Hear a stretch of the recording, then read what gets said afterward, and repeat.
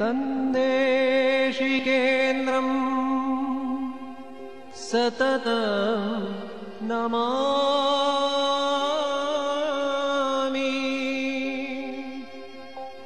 विवेकानन्दं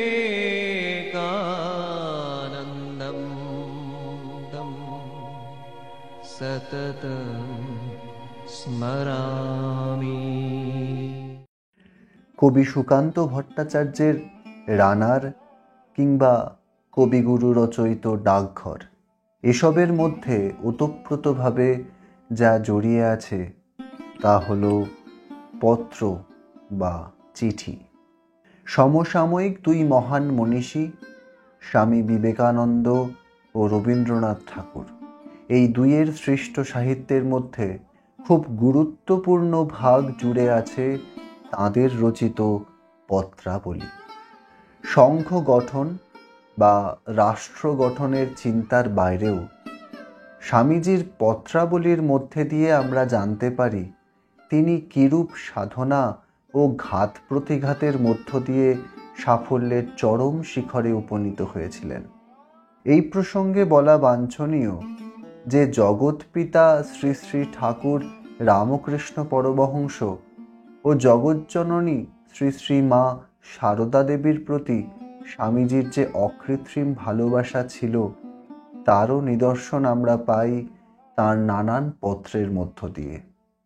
1890 সালের 3রা মার্চ গাজীপুরে অবস্থানকালে স্বামীজি জনৈক বন্ধুবর্গে পত্রে লিখছেন, এখন সিদ্ধান্ত এই যে রামকৃষ্ণের জুড়ি আর নাই। সে অপূর্ব সিদ্ধি আর সে অপূর্ব অহেতুকী দয়া, সে ইন্টেন্স সিম্প্যাথি বদ্ধ জীবনের জন্য এ জগতে আর নাই। হয় তিনি অবতার যেমন তিনি নিজে বলিতেন, অথবা বেদান্ত দর্শনে যাহাকে নিত্য সিদ্ধ মহাপুরুষ লোকহিতায় মুক্তহপি শরীর গ্রহণকারী বলা হইয়াছে। নিশ্চিত নিশ্চিত ইতি মে মতি। এবং তাহার উপাসনায় পাতঞ্জলোক্ত মহাপুরুষ প্রণিধানাদ্বা। তাহার জীবদ্দশায় তিনি কখনো আমার প্রার্থনা গড়মঞ্জুর করেন নাই। আমার লক্ষ্য অপরাধ ক্ষমা করিয়াছেন। এত ভালোবাসা আমার পিতামাতায় কখনো বাসে নাই। ইহা কবিত্ব নহে, অতিরঞ্জিত নহে, ইহা কঠোর সত্য এবং তাহার শিষ্য মাত্রেই জানে। বিপদে প্রলোভনে ভগবান রক্ষা করো বলিয়া কাঁদিয়া সারা হইয়াছি, কেহই উত্তর দেয় নাই।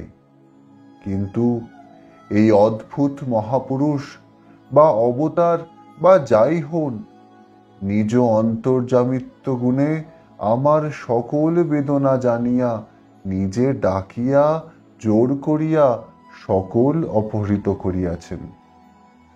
যদি আত্মা অবিনাশী হয়, যদি এখনো তিনি থাকেন, আমি বারংবার প্রার্থনা করি, হে অপার দয়ানিধে, হে মমৈক শরণদাতা রামকৃষ্ণ ভগবান, কৃপা করিয়া আমার এই নরশ্রেষ্ঠ বন্ধুবরের সকল মনোবাঞ্ছা পূর্ণ করো।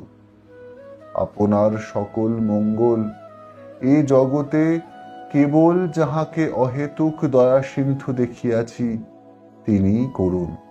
শান্তি শান্তি শান্তি। স্বামীজির পত্রাবলীর গভীরতা অতলান্তিক। 1888 খ্রিস্টাব্দ থেকে তাঁর মহাসমাধির পূর্ব পর্যন্ত নানাবিধ অবস্থায় স্বামীজি কিরূপে তাঁর ভাবনা পত্রের মাধ্যমে ব্যক্ত করেছেন, বিভিন্ন পর্বের মধ্য দিয়ে তার কিঞ্চিত আভাস ভক্তমণ্ডলীর কাছে তুলে ধরাই এই প্রয়াসের লক্ষ্য। জয় স্বামীজি, জয় ঠাকুর।